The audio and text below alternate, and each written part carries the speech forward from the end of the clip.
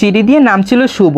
হেনা বেগম শুভকে দেখেই শুভর কাছে আসে আর শুভকে উদ্দেশ্য করে বলে, শুভ দেখ তোর বাবা কি সব বলছে, রোদকে নাকি বিয়ে দিবে। এইসব কি হচ্ছে শুভ, তুই কিছু বল শুভ।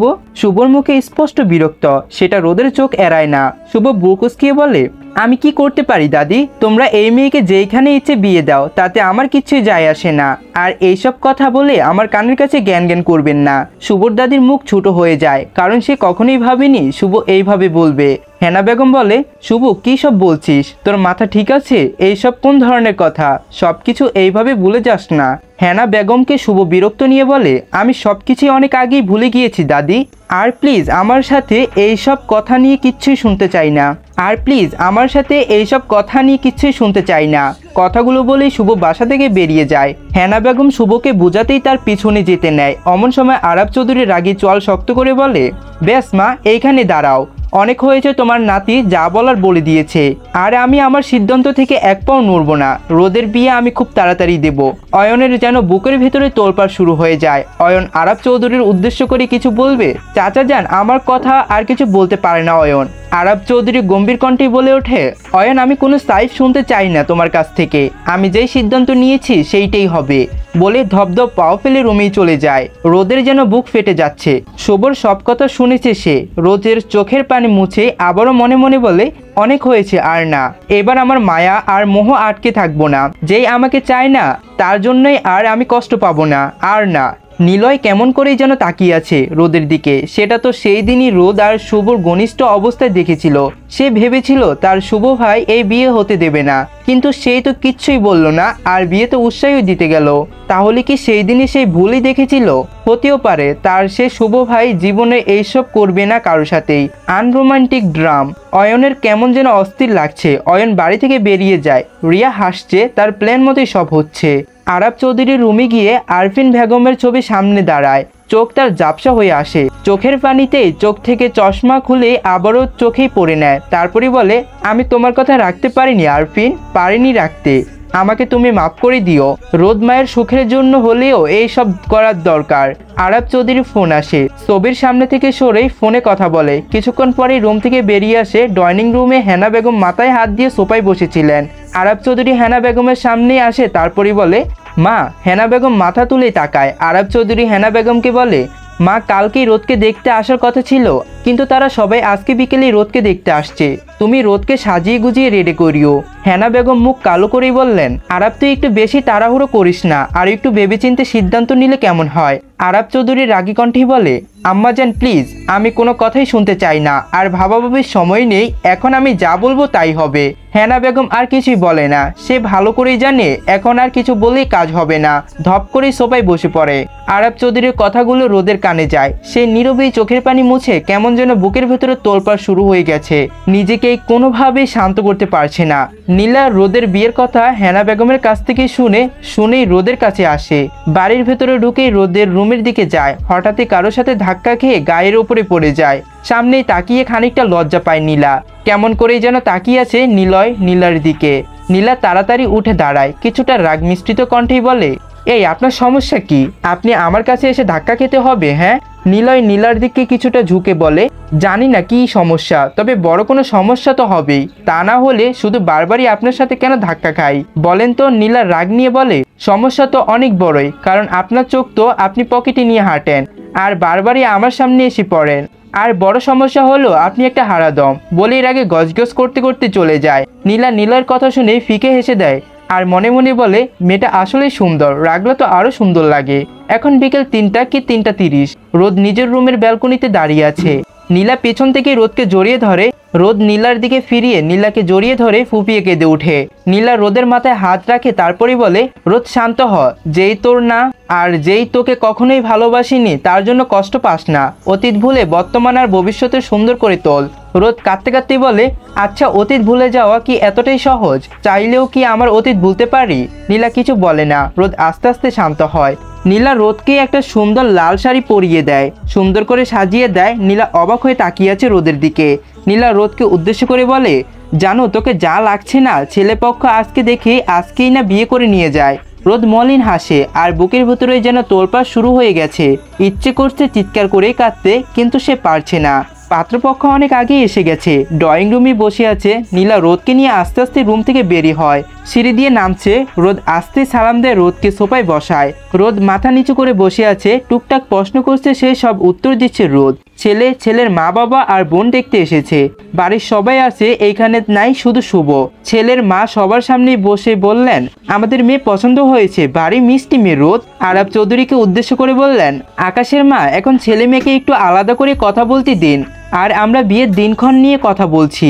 আরাব চৌধুরী রোদকে উদ্দেশ্য করে বললেন, রোদ মা, তুমি আকাশকে নিয়ে উপরে যাও। রোদ উঠে দাঁড়ায় আর সিঁড়ি দিয়ে হাঁটা ধরে, আর পিছন পিছন আকাশেও যায়। শুভ ছাদে আসছিল সিগারেট খেতে খেতে, ছাদে এসে এক প্রকাশিত কিছু চোখ পড়েই রাগী জল শক্ত করে আছে শুভ। রাগে নিজের চুল চেপে ধরে। শুভ সেই দুপুরেই বাড়িতে এসেছে, রুম থেকে বের হয়নি। মনটা কেন যেন অস্থির লাগতেছিল, কিন্তু কেন এমন লাগছে জানা নেই তার। তাই সে সিগারেট খেতে খেতে ছাদে যায়। ছাদে রোদকে একটা ছেলের সাথে এইভাবে দেখে যেন হইতাহিত জ্ঞান শূন্য হয়ে পড়ে। রোদ শাড়ি পরেছে, শাড়ি পরে ভালো মতো হাঁটতে পারছে না। শাড়িতে পেঁচিয়ে যখনই পরে নিতে যাবে তখনই আকাশ রোদকে ধরে ফেলে, আর সেই অবস্থায় শুভ রোদকে দেখে ফেলে যে রোদকে একটা ছেলে জড়িয়ে আছে। রাগে কিছু ভেবে পায় না, শুভ নিজের রুমে চলে যায়, এসে দেওয়ালে ঘুষি দিতে থাকে। সে কোনোভাবেই যেন নিজের রাগ কন্ট্রোল করতে পারছে না, ইচ্ছে করছে রোদকে সহ ওই ছেলেটাকে মেরে ফেলতে। শুভ দেওয়ালে ঘুষি দিতে দিতে বলে, এই মেয়েটার জন্যই কেনই আমার এত রাগ হচ্ছে, ও জাহান্নামে যাক, তাতে আমার কিচ্ছুই যায় আসে না, কিচ্ছুই না। এইদিকে রোদ আকাশকে দূরে সরিয়ে দিয়ে দূরে গিয়ে দাঁড়ায়। আকাশ মুচকি হাসে আর মনে মনে বলে, আগের জন্মে হয়তো কোনো ভালো কাজ করেছিলাম, তাই এই জন্মে এত সুন্দর বউ পাচ্ছি। চাঁদের গায়ে খুদ আছে, কিন্তু এই জান্নাতের হুর পরীর গায়ে কোনোই খুদ নেই। মনে হচ্ছে আল্লাহ খুব যত্ন করে বানিয়েছে। আকাশ একধানেই তাকিয়ে আছে রোদের দিকে। রোদের কেমন যেন বিরক্তি লাগছে, এইভাবে তাকিয়ে আছে কেন এই লোক, মাথায় কি সমস্যা? আস্তে করে কাজ দেয় রোদ। আকাশের ধ্যান ভাঙতে আনমনে বলে ওঠে, আপনি সত্যি অনেক সুন্দর রোদ। রোদ মাথা নিচু করে আছে। আকাশ আবারও বলে ওঠে, আমি এই বিয়ে করতে রাজি, আপনার কোনো আপত্তি নেই তো? রোদ কিছু বলে না, ঠোঁট কাঁপছে, নিজের কান্না আটকানো রাখার চেষ্টা করছে। বুকের ভেতরে যেন ঝড় বইছে। আকাশ আর কিছুই বলে না, সে ভেবে নেয় রোদ হয়তো লজ্জা পাচ্ছে। তখনই নীলা আসে রোদ আর আকাশকে ডাকতে। দুজনেই নিচে চলে যায়।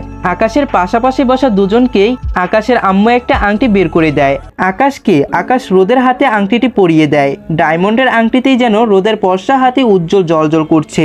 এইসব কিছুই উপরে দাঁড়িয়ে দেখছিল শুভ। কেন জানি তার ভীষণ রাগ হচ্ছে। রোদ নিজের রুমে চলে আসে আর পাত্রপক্ষ বিয়ের দিন তারিখ ঠিক করে যায়। সামনের সপ্তাহে রোদ আর আকাশের বিয়ে। এরই মধ্যে বিয়ের শপিং, তারা যা যা লাগে সব ঠিকঠাক করতে হবে। আরাব চৌধুরী ভীষণ খুশি, কারণ সে এই মেয়েটাকে এই নরক থেকে বের করতে পারবে। মেয়েটার একটু সুখ দেখতে পাবে। রোদ রুমে এসে কাঁদছে। নীলা রোদের কাছে যায়। রোদ নীলাকে জড়িয়ে ধরে কাঁদতে বলে, নীলা, আমার খুব কষ্ট হচ্ছে। আমি তাকে ছাড়া অন্য কারো কিভাবে হব? আমাকে একটু ভালোবাসলে কি এমন ক্ষতি হতো? নীলা রোদের মাথায় হাত বুলিয়ে বলে, কাঁদিস না রোদ, নিজেকে শক্ত কর। সে যদি তোকে ছাড়া থাকতে পারে তাহলে তুই কেন পারবি না? ভুলে যা সব, মনে করবি সবই একটা দুঃস্বপ্ন। নীলার কথা শুনিও রোদ নিজেকে শান্ত করতে পারছে না। নীলা রোদের মুখ তুলেই চোখের পানি মুছে দিয়ে বলে, জানু প্লিজ এইভাবে কাঁদিস না, তোর কান্না দেখলে আমারও কান্না পাচ্ছে। প্লিজ। আর শোন, আকাশ ভাইকেও দেখে মনে হলো সে খুব ভালো ছেলে আর তোকে সুখে রাখবে। রোদ কিছু বলছে না, শুধু পুপিয়ে যাচ্ছে। নীলা আবারও বলে, সন্ধ্যা হয়ে আসছে জানু, আমি এখন বাসায় যাই, আর প্লিজ কান্না করিস না। নীলা রোদের রুম থেকে বের হয়ে সামনে হাঁটছিল। অমন সময় কেউ হাত ধরে টান দিয়ে দেওয়ালের সাথে চেপে ধরে। নীলা কিছুটা ভয় পেয়ে যায়। সামনে নিলয় দেখে রাগে কটমট করতে করতে বলে, এ অসভ্য লোক, আপনি আমাকে এইখানে এনেছেন কেন? ছাড়ুন বলছি, নাইলে কিন্তু চিৎকার করব। নিলয় কেমন করে যেন নীলার দিকে তাকায়, তারপরে বলে, তো বারণ কে করেছে? করো তুমি চিৎকার। নীলা কিছুটা ঘাবড়ে যায়। ভয়ে ভয়ে নীলা জোরে জোরে নিঃশ্বাস নিতে থাকে। নীলার ঠোঁট থরথর করে কাঁপছে। নিলয়ের ঘোর লেগে যায়, ঠোঁট ডুবিয়ে দেয় নীলার ঠোঁটে। নিলয় কিছুটা সময় লাগে কি হচ্ছে বুঝতে। যখনই বুঝতে পারে কি হয়েছে তখনই নিলয়কে জোরে ধাক্কা দিয়ে নিজের কাছ থেকে সরিয়ে দেয়। ঠাস করে থাপ্পড় মারে নীলার চোখের পানি। নীলা দৌড়ে বাড়ি থেকে বেরিয়ে যায়। নিলয় কিছুটা সময় লাগে বুঝতে কি হয়েছে। যখনই বুঝতে পারে সে ঘরে বসে কি করে ফেলেছে তখনই নিজের মাথায় চেপে ধরে আর বলতেই থাকে, ছি নিলয়, তুই এটা কি করে পারলি? ছি, এতটা নিচে কি করে নামলি? তোকে কি নীলা মাফ করবে? বলেই রাগে দেওয়ালে ঘুষি দিতে থাকে। অয়নের কোনোই খোঁজ। সেই দিন সে বাসা থেকে বের হয়েছিল, তারপরই আর ফেরেনি। রাত 12:30। রোদ ব্যালকনিতে দাঁড়িয়ে আছে। অন্ধকার আকাশের দিকে তাকিয়ে আছে, চোখ দিয়ে অনবরত পানি ঝরছে। আকাশের দিকে তাকিয়ে বলে, আমার বিচ্ছেদটা ছিল অনাকাঙ্ক্ষিত। আপনাকে কেন্দ্র করে আমি যে জগৎ সাজিয়ে গুজিয়ে গড়ে তুলেছিলাম একটু একটু করে, হঠাৎ একটা ঝড়ে সেই জগৎ ভেঙে চুরমার হয়ে গেল। আমি সবকিছুই চুপচাপ দেখে গেলাম। সমুদ্রের নেই তীরে ডোবার মানুষ অনেকক্ষণ সাঁতার কাটার পরেও যখন কুল দেখা না পায়, শেষমেশে নিয়তিকে মেনে নেয়, সাদরেই গ্রহণ করে মৃত্যু। তেমনি আমারও যেন কিছুই করার নেই। আমিও অসহায়ের মতো গ্রহণ করেছিলাম নিষ্ঠুরতা বিচ্ছেদকে। আমার বুকের বাপাসটা ফাঁকা হয়ে গেল। করুণ শূন্যতায় হাঁপকারা শীতের মতো হু হু করে কাঁপতে থাকলো সব সময়। তুমি নাই এমন একটা দুঃসংবাদ আমি মেনে নিতে পারছি না কিছুতেই। কেন নেই এটা তো কথা ছিল না। এই শব্দের উত্তর খুঁজতে গিয়ে আমি নিজেই বারবার ভ্রুকুটি খুঁজছি। নিজের অজান্তে অপরাধ কাঠগড়ায় নিজেই দাঁড় করিয়েছি বারবার। প্রতিদিনই প্রতি মুহূর্তেই বারবার মনে হয়েছে তুমি ফিরবে। হ্যাঁ, তোমাকেই ফিরতে হবে। হ্যাঁ, ফিরেছ তুমি, কিন্তু আমি যাকে ভালোবাসেছি সে না, অন্য কেউ। খুব অচেনা হয়ে গেলে তুমি। আমি ভাবতাম তোমার অভাব আমাকে যেমন করে পোড়ায়, তেমন হয়তো আমার অভাবও তোমাকে এমন করেই পোড়ায়। যেই তোমাকে দেখে আমি মুগ্ধ হয়েছি, যেই তোমাকে আমি ভালোবেসেছি, সেই তুমি আজ খুবই অচেনা হয়ে গেলে। আচ্ছা, এত হৃদয়হীন কেউ হয়? এত নিষ্ঠুর একটা মানুষকে আমি ভালোবেসেছিলাম কি করে?